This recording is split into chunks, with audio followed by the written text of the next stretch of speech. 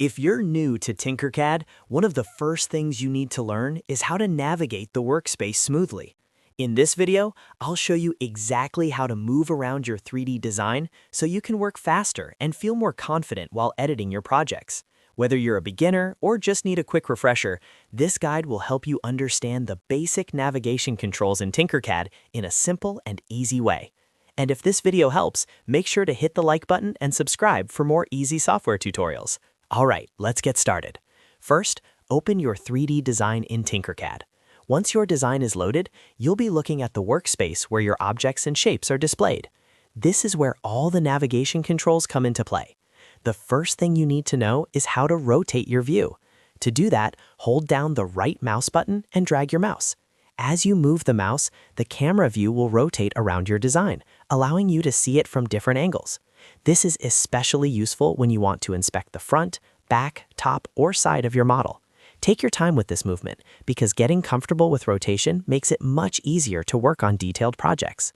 Next, let's talk about panning, which simply means moving the view without rotating it.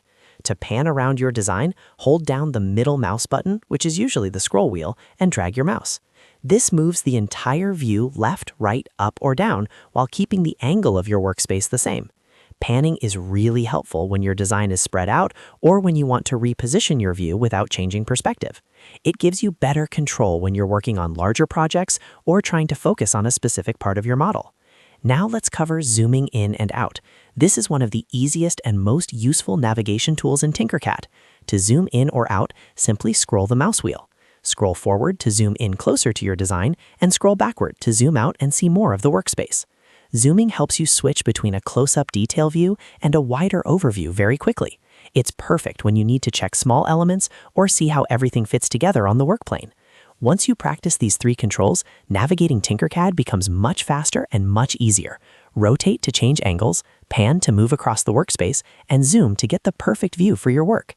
These simple controls may seem small, but they make a huge difference in how efficiently you can build and edit your 3D designs. So remember the basics: right mouse button and drag to rotate, middle mouse button and drag to pan, and mouse wheel to zoom in and out. If you keep using these shortcuts while you work, you'll start moving around Tinkercad almost automatically. And that's it. Now you know how to navigate Tinkercad like a pro. If this tutorial helped you, please hit the like button and subscribe for more beginner-friendly Tinkercad guides. Thanks for watching, and I'll see you in the next one.